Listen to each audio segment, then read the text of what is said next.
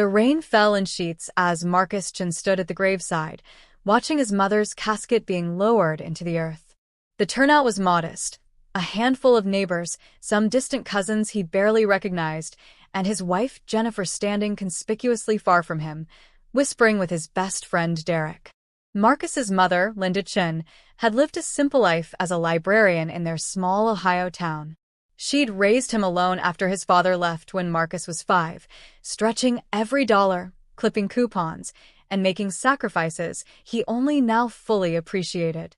The funeral was exactly what she would have wanted: understated, dignified, and affordable. Marcus had maxed out his credit card to pay for it, something Jennifer had complained about bitterly just that morning. As the priest concluded the service, Marcus noticed a man in an expensive suit standing apart from the other mourners, holding a black umbrella and studying him with professional interest. The stranger approached as people began dispersing, introducing himself as Theodore Blackwell from Blackwell and Associates, a law firm Marcus had never heard of. Mr. Blackwell handed him a cream-colored business card embossed with gold lettering and suggested they meet at his office the following morning to discuss Linda Chen's estate. Marcus nearly laughed at the formality. His mother's entire estate probably consisted of her 20-year-old Toyota and maybe a few $1,000s in savings, if he was lucky. Still, he agreed to the meeting, if only to properly close out her affairs. That evening, Marcus returned to the small apartment he shared with Jennifer to find her already packing suitcases. His heart sank as he watched her methodically folding clothes, her face set in that expression of cold determination he'd seen increasingly over the past year. They'd been married for 5 years, together for 8, and recently every conversation had become a negotiation, every disagreement a battle. Jennifer worked as a marketing executive, earning 3 times Marcus's salary as a middle school history teacher, and she never let him forget it. She'd grown tired of their modest lifestyle, tired of driving an old car, tired of living in a small apartment while her colleagues bought houses and took European vacations. "We need to talk," Jennifer said without looking up from her packing. Marcus set down his keys and sank onto their worn couch, exhaustion settling over him like a heavy blanket. His mother had died just 3 days ago after a brief illness, and the grief was still raw, an open wound that made everything else feel distant and surreal. Jennifer turned to face him, her arms crossed, and delivered the words he'd been dreading but somehow expecting. She wanted a divorce. She'd been unhappy for a long time. She explained in rehearsed sentences that sounded like she'd practiced them in front of a mirror. She deserved more than he could provide. She'd already consulted a lawyer. The papers would be filed next week. And there was something else. She'd grown close to Derek over the past few months, and they decided to pursue a relationship once the divorce was finalized. Marcus sat in stunned silence, processing this double betrayal, as Jennifer continued packing and the rain continued falling outside. Marcus barely slept that night, lying in the guest bedroom while Jennifer occupied their room as if she'd already claimed it in the divorce. He kept replaying her words, trying to understand how his marriage had disintegrated so completely without him noticing the cracks becoming chasms. Derek had been his friend since college. They'd been roommates, attended each other's weddings, spent countless Sundays watching football together. The betrayal stung worse than the divorce itself. As dawn broke gray and cheerless through the blinds, Marcus finally gave up on sleep and prepared for his meeting with Theodore Blackwell. The law offices of Blackwell and Associates occupied the entire top floor of the tallest building in downtown Cleveland, about an hour's drive from Marcus's town. As he stepped out of the elevator, Marcus felt immediately out of place in his rumpled suit and scuffed shoes. The reception area looked like something from a magazine, all marble and mahogany and abstract art that probably cost more than he earned in a year. The receptionist, elegant and professionally warm, directed him to a conference room where Mr. Blackwell waited alongside 2 other attorneys and a woman introduced as Patricia Winters, his mother's private accountant. Marcus's confusion must have shown on his face. His mother had never mentioned a private accountant, had never mentioned needing one. Theodore Blackwell gestured for Marcus to sit at the massive conference table, then slid a leather portfolio across its polished surface. Inside were documents Marcus couldn't immediately process: account statements, property deeds, stock certificates, legal agreements. Mr. Blackwell began speaking in calm, measured tones, explaining that Linda Chen had maintained a carefully constructed secret for over 40 years. Before Marcus was born, Linda had been an early investor in a technology startup founded by her college roommate. That startup had eventually become a massive corporation, and Linda's initial $10,000 investment had grown astronomically. She'd continued investing wisely, diversifying into real estate, international markets, and emerging technologies, all while maintaining her modest librarian's lifestyle as cover. The numbers Mr. Blackwell cited seemed fantastical, impossible. Linda Chen's estate was valued at approximately $12.4 billion. $12 billion. Marcus heard the words but couldn't make them connect to reality, to the woman who'd raised him in a two-bedroom apartment and worried about grocery bills. Patricia Winters explained that Linda had lived frugally by choice, believing that wealth corrupted character and wanting Marcus to develop strong values without the distortion of privilege. She'd planned to reveal everything when he turned 40, believing he'd be mature enough to handle it responsibly, but her unexpected illness had accelerated the timeline. Everything, the investment portfolios, the real estate holdings, the foundation she'd established for charitable giving, all of it now belonged to Marcus, held in trust until the legal transfer completed over the next several weeks. Marcus sat stunned, unable to speak, while the lawyers explained tax implications, trust structures, and fiduciary responsibilities. His mind kept circling back to Jennifer, to her complaints about their poverty, to her decision to leave him for a man with a better financial future. She'd filed for divorce literally hours before he learned he was a billionaire. The irony was so perfect it felt scripted, like something from a movie rather than his life. Mr. Blackwell seemed to understand his shock, allowing him time to process before gently suggesting they schedule follow-up meetings to discuss the estate in detail.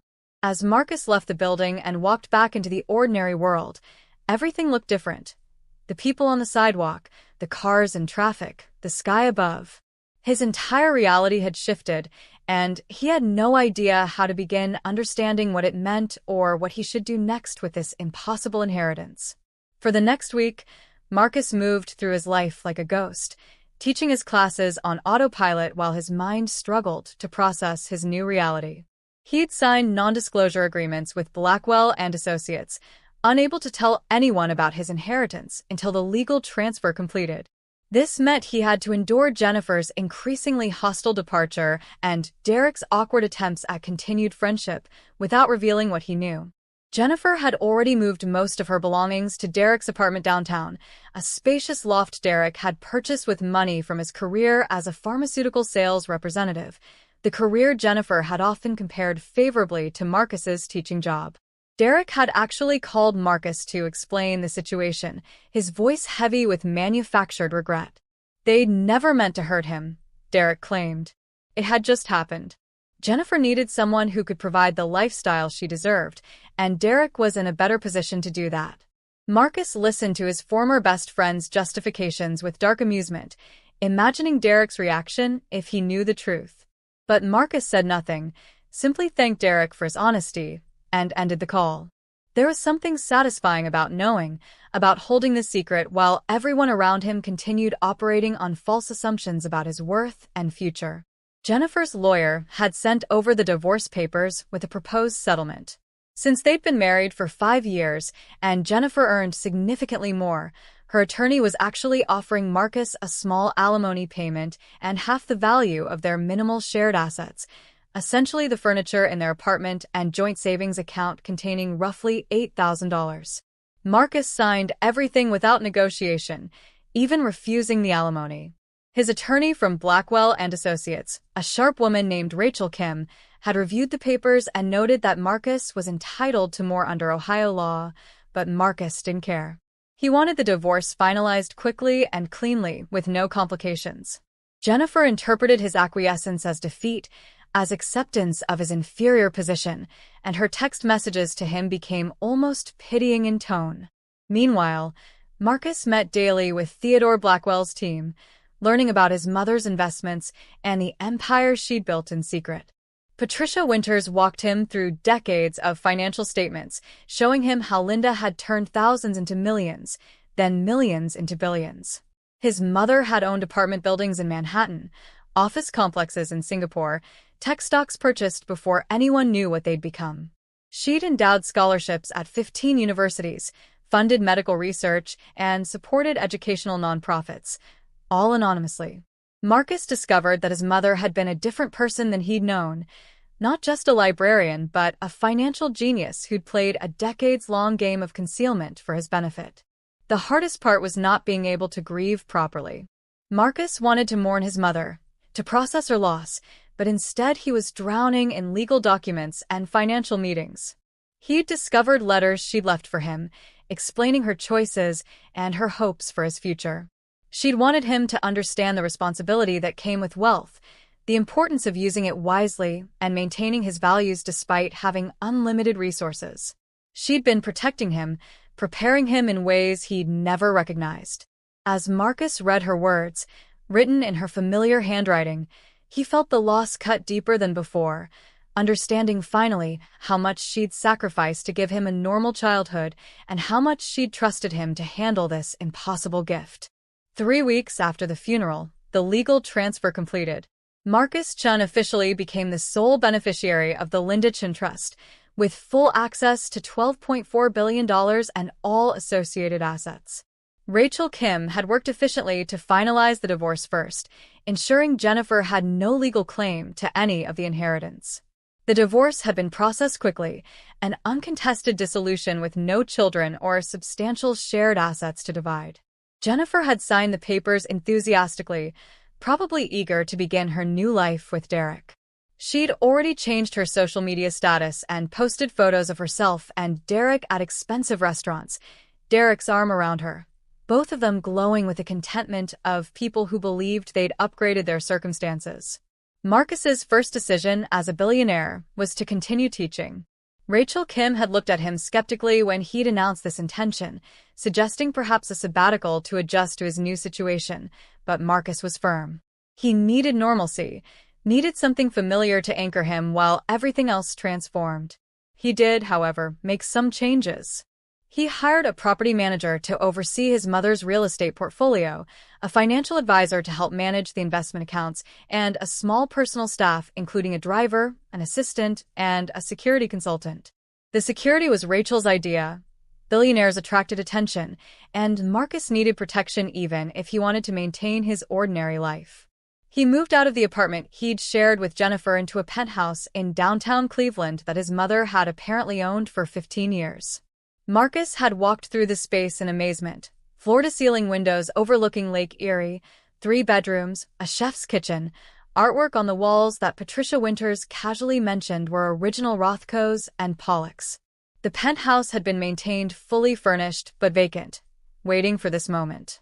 Marcus felt like an imposter in the space, eating takeout on a dining table that sat 12, sleeping in a king-sized bed that made him feel small and alone. The strangest part was keeping the secret from his colleagues and students. At school, Marcus remained Mr. Chin, the history teacher who wore rumpled khakis and drove a Honda Civic. He'd replaced his ancient car with a new one, but deliberately chosen something modest, a practical sedan rather than the luxury vehicles Patricia Winters suggested. His colleagues noticed he seemed different, more confident perhaps, but attributed it to post-divorce recovery. They clucked sympathetically about Jennifer leaving him for Derek, offering comfort and predicting she'd regret her decision. Marcus accepted their sympathy with private irony, knowing that Jennifer's regret, when it came, would be spectacular. As weeks passed, Marcus began meeting with the directors of his mother's foundation, learning about the charitable work she'd funded. She'd supported literacy programs, educational initiatives, and scholarships for underprivileged students, causes that reflected her values and her career. Marcus found himself inspired by this legacy, seeing a path forward that honored his mother's memory while giving his new wealth purpose. He increased the foundation's funding, established new scholarship programs, and began working with the board to expand their impact. For the first time since his mother's death, Marcus felt something other than grief and confusion. He felt possibility, responsibility, and a growing sense that maybe he could become someone worthy of this inheritance. 2 months after the funeral, Marcus decided it was time to stop hiding. The divorce was finalized, Jennifer was publicly with Derek, and Marcus had grown comfortable enough with his wealth to begin living more openly. He'd spent weeks working with a public relations firm Blackwell and Associates recommended, preparing for the inevitable media attention that would come when his story broke. The PR team had crafted a narrative: the humble teacher who inherited billions, the devoted son of a secret philanthropist, the man who chose to continue serving his community despite unlimited resources. It was all true, which made it powerful, but Marcus still felt uncomfortable with the orchestrated nature of the announcement. The reveal was planned for a major charitable initiative Marcus was launching, the Linda Chin Education Foundation, a billion-dollar endowment dedicated to supporting public school teachers and providing resources to underfunded schools across America. Marcus would announce the foundation at a press conference in Cleveland, revealing both his inheritance and his plans for using it. Rachel Kim had suggested he inform Jennifer and Derek before the news went public, partly as courtesy, but mostly to prevent them from claiming they'd been deceived or manipulated. Marcus agreed, asking them both to meet him at a coffee shop near Derek's apartment. They arrived together, Jennifer's hand in Derek's, both looking concerned and slightly impatient. Jennifer had cut her hair and wore expensive clothes Marcus didn't recognize, Derek's influence already evident. They sat across from him in the busy coffee shop, and Jennifer immediately asked why he'd wanted to meet. She hoped this wasn't about reconciliation, she said, because she was very happy with Derek and didn't want any drama. Marcus assured her he wanted no such thing. He'd simply wanted to give them advance notice that his circumstances had changed significantly, and they'd be seeing news about him very soon. Derek looked confused, asking what kind of news. Marcus explained simply and directly. His mother had been extremely wealthy, he'd inherited her entire estate, and tomorrow he'd be announcing a major charitable foundation along with the truth about his financial situation. He was, Marcus said calmly while watching their faces, a billionaire. The coffee shop noise continued around them, the hiss of the espresso machine, conversations at nearby tables, but at their booth, silence reigned. Jennifer's face went through a remarkable progression of expressions: confusion, disbelief, comprehension, and finally a dawning horror that Marcus found darkly satisfying to witness. Derek recovered first, laughing uncertainly and suggesting Marcus was joking. But Marcus pulled out his phone and showed them a Forbes article scheduled to publish the next morning, headline already written: Hidden Billionaire. Ohio teacher inherits $12 billion fortune. Jennifer stared at the screen, her face draining of color. She started to speak several times, voice failing, while Derek sat frozen beside her. Finally, Jennifer asked when Marcus had known. He told her the truth. He'd learned about the inheritance the day after she'd asked for the divorce, hours after she'd finished packing, moments after she'd told him she was leaving him for Derek because he couldn't provide the life she wanted. The timing, Marcus noted, had been extraordinarily fortunate for him, legally speaking. The divorce had been finalized before the inheritance officially transferred, meaning Jennifer had no claim to any of it. She'd left with exactly what she'd thought she deserved from their marriage: essentially nothing. The press conference was a circus. Media from around the country descended on Cleveland, cameras and microphones everywhere, journalists shouting questions while Marcus stood at a podium announcing the Linda Chin Education Foundation. He spoke about his mother, about her secret generosity and her belief in education's power to transform lives. He announced the foundation's initial commitment: $5 billion dedicated to supporting teachers, funding classroom resources, and providing scholarships to students from underprivileged backgrounds. The education community erupted in celebration. Teacher unions praised the initiative. School districts began applying for grants. Marcus became an overnight sensation: the billionaire teacher, the reluctant heir, the man who chose purpose over luxury. The personal attention was overwhelming. Marcus's phone exploded with messages from people he hadn't spoken to in years: high school classmates, distant relatives, former colleagues, all suddenly eager to reconnect. His social media accounts, which he'd barely maintained before, accumulated thousands of followers overnight. Interview requests poured in from major networks, morning shows, podcasts, and magazines. Rachel Kim and his PR team filtered everything, protecting Marcus from the worst of the attention while strategically accepting opportunities that advanced the Foundation's message. Within a week, Marcus had appeared on 3 national news programs and been featured in 2 major newspapers. Jennifer's reaction became its own story. A tabloid journalist had apparently caught her leaving Derek's apartment the day after the announcement, asking for comment on her ex-husband's inheritance. The video went viral, Jennifer's stricken expression, her stammered no comment, the visible anguish as she rushed to her car. Internet sleuths quickly pieced together the timeline. Divorce filed days after the funeral, finalized weeks before the inheritance went public. Social media crucified her. Memes proliferated showing her face alongside captions about bad timing and cosmic justice. A particularly popular Reddit thread titled, "Woman Divorces Husband for Richer Man, Doesn't Know Husband Just" inherited $12 billion, generated thousands of comments, most unsympathetic to Jennifer's situation. Derek had reached out to Marcus several times, calls and texts that Marcus ignored. Finally, Derek showed up at Marcus's school, waiting by his car in the parking lot. Marcus had security now, a professional named James who'd worked protection for several high-profile clients, but Marcus asked James to wait while he spoke with Derek alone. His former friend looked haggard, desperate, apologizing profusely, and asking for another chance at friendship. Derek claimed he'd made a terrible mistake, that he'd been confused about his feelings, that Jennifer had pursued him aggressively. Marcus listened with detachment, recognizing the performance for what it was, damage control from someone who'd realized he'd betrayed a billionaire. Marcus's response was measured and final. He told Derek that their friendship had ended the moment Derek betrayed him, and no amount of money changed that fundamental fact. Derek had shown his character, and Marcus had no interest in maintaining relationships with people who'd proven themselves disloyal. Derek protested, voice rising, attracting attention from teachers heading to their cars. He accused Marcus of being vindictive, of using his wealth to punish people. Marcus simply got in his car and drove away, James following in a second vehicle, leaving Derek standing alone in the parking lot. Later, Rachel Kim reported that Derek had attempted to sell his story to several tabloids, but most had declined, recognizing that a betrayer trying to profit from betrayal made poor press. 6 months after the inheritance, Marcus had transformed from an unknown middle school teacher into one of the country's most prominent philanthropists.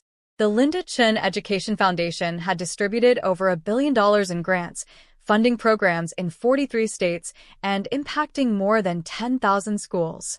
Marcus had hired a talented team to run the foundation's operations, but he remained actively involved, visiting schools, meeting teachers, and listening to students. He discovered a passion for this work, finding purpose in using his wealth to create opportunities for others. His personal life had also evolved dramatically.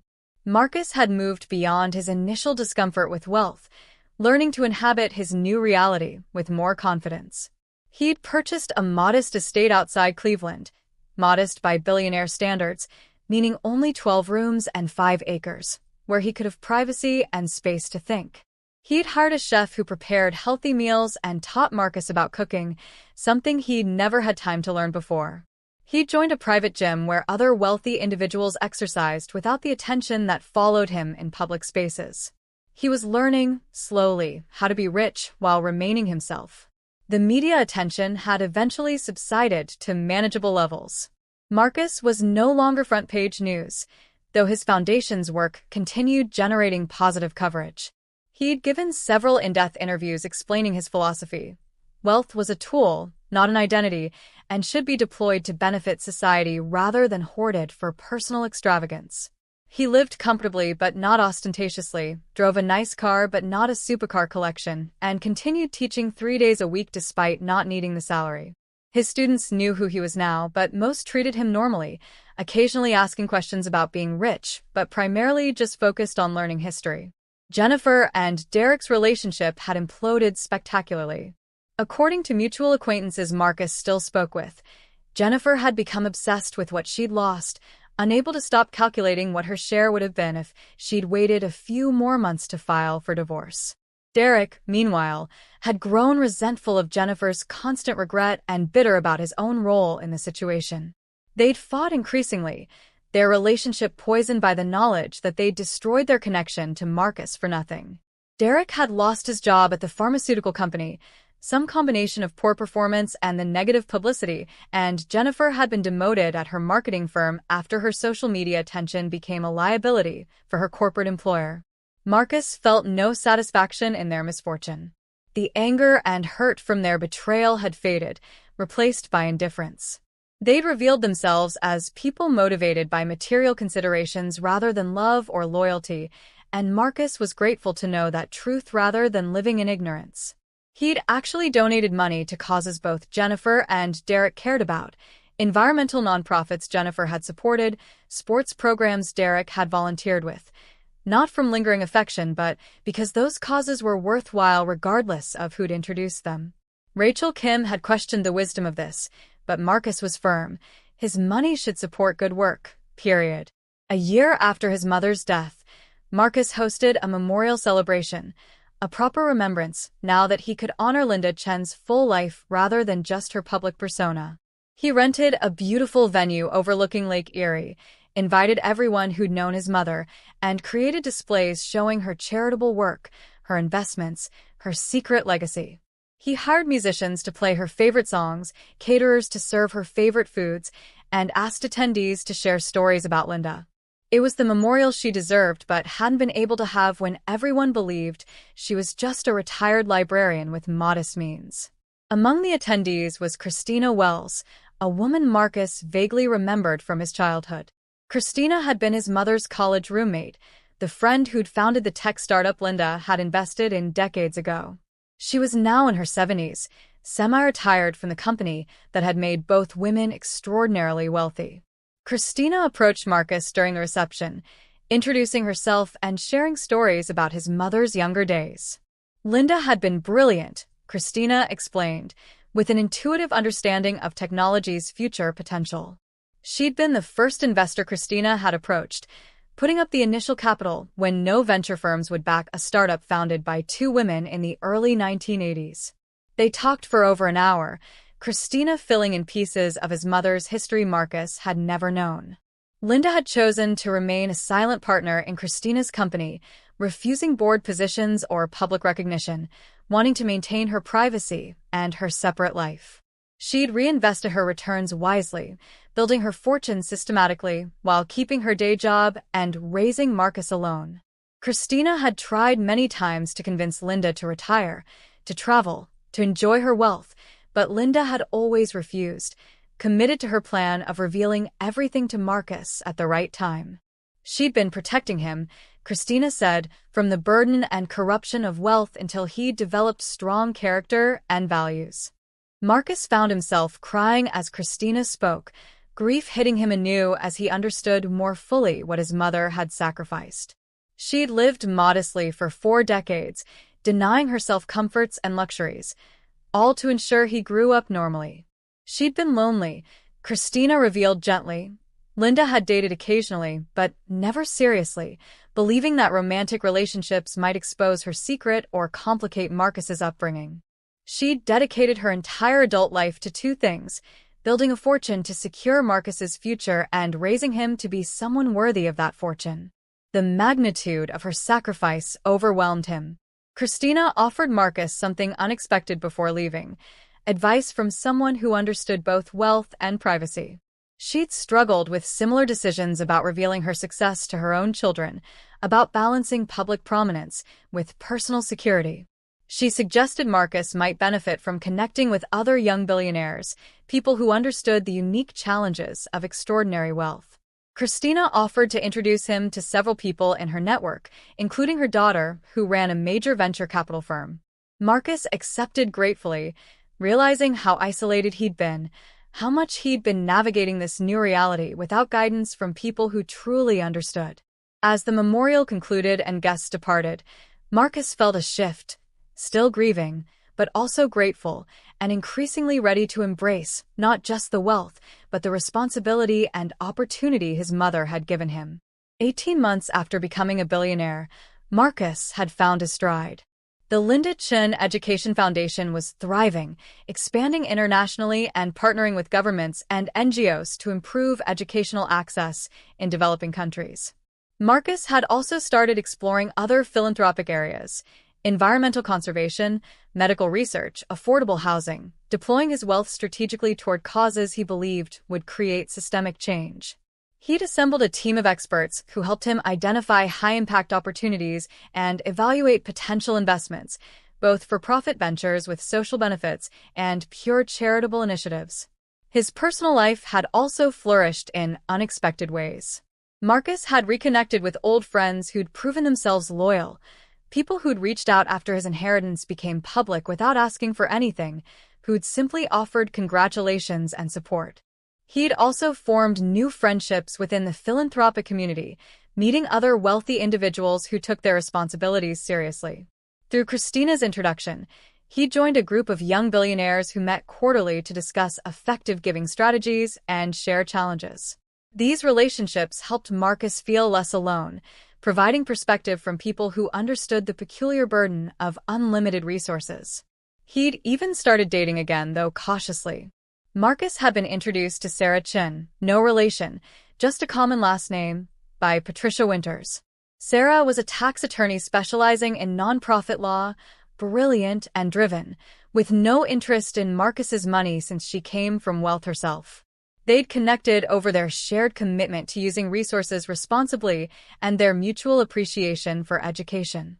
Sarah understood his continued dedication to teaching, respected his desire to maintain some normalcy, and had her own career and identity separate from his. The relationship was still new, but Marcus felt hopeful about it in ways he hadn't expected to feel again. The teaching remained his anchor. Marcus still spent 3 days a week at the middle school, now teaching primarily advanced classes and working with the honors program. His classroom had become something special. He used his resources to take students on extraordinary field trips, bring in expert guest speakers, and provide experiences that brought history alive. When studying the Revolutionary War, he'd flown the entire 8th grade class to Philadelphia to visit Independence Hall and walk the same streets as the founders. For a unit on World War II, he'd brought in a Holocaust survivor to share testimony and arranged video calls with historians in Europe. His students thrived under this approach, their test scores improving and their engagement with history deepening. Several had asked Marcus about wealth and responsibility, curious how he balanced being a billionaire with being a teacher. He'd been honest with them. Money was just a tool, and the question wasn't whether you had it but what you did with it. He challenged them to think about their own potential impact, regardless of their resources. Many of his students came from modest backgrounds similar to his own childhood, and Marcus wanted them to understand that character and purpose mattered more than bank accounts. He'd started a scholarship program specifically for students from his school, guaranteeing college funding for any student who met academic and community service criteria, ensuring that his most dedicated students would have opportunities regardless of their family circumstances. 3 years after Linda Chen's death, Marcus stood in a new building bearing his mother's name, the Linda Chen Library and Learning Center, a state-of-the-art facility he'd funded in his hometown. The building housed not just a traditional library but also computer labs, tutoring centers, adult education programs, and community meeting spaces. It was designed to serve the entire community, providing resources that had been lacking in this working-class town. Marcus had hired an exceptional staff and ensured the library's operations were fully funded in perpetuity through an endowment, guaranteeing it would serve the community for generations. At the dedication ceremony, Marcus spoke about his mother's love of learning and her belief in libraries as democratic institutions where everyone could access knowledge regardless of their background. He shared stories about their trips to the library when he was young, how she'd encouraged his curiosity and taught him that education was the foundation of opportunity. He announced that the Linda Chen Foundation was establishing similar learning centers in 100 communities across America over the next decade, focusing on towns and neighborhoods that lacked adequate educational resources. The audience, Local families, community leaders, and education advocates erupted in applause. After the ceremony, Marcus stayed for hours, talking with community members and watching children explore the new facility. A young girl approached him shyly, thanking him for the library and asking if it was true that he'd once been poor like her family. Marcus knelt down to her level and confirmed that yes, his mother had worked hard and worried about money, just like many families did. The girl asked how he'd gotten rich, and Marcus explained that his mother had been very smart about saving and investing, but more importantly, she taught him that wealth meant nothing if you didn't use it to help others. Later that evening, Marcus visited his mother's grave for the first time in months. He'd come regularly at first, but recently his visits had become less frequent as grief transformed into remembrance. He sat by the headstone, updating her on everything: the foundation's progress, the learning centers, Sarah, his continued teaching, the ways he was trying to honor her legacy. He told her about Jennifer and Derek's breakup, about how their betrayal had actually been a gift, protecting him from people who'd proven themselves unworthy of trust. He thanked her for the secrets she'd kept, the sacrifices she'd made, and the wisdom she'd shown in preparing him for this inheritance. As sunset painted the sky orange and pink, Marcus reflected on how completely his life had changed while remaining fundamentally the same. He was still a teacher, still committed to education, still the person his mother had raised him to be. The money had amplified his capacity to make a difference, but hadn't altered his core identity. He'd learned that wealth was most valuable when used purposefully, that privilege created responsibility, and that his mother's greatest gift hadn't been the billions, but the values and character she'd instilled during those modest years of his childhood. Marcus drove home to his estate, where Sarah was waiting to hear about the dedication ceremony, where his foundation team had prepared briefs on 3 new initiatives needing his review, where his life as both a teacher and a philanthropist continued unfolding. He'd found his purpose in honoring his mother's legacy, and in that purpose, he'd finally found peace.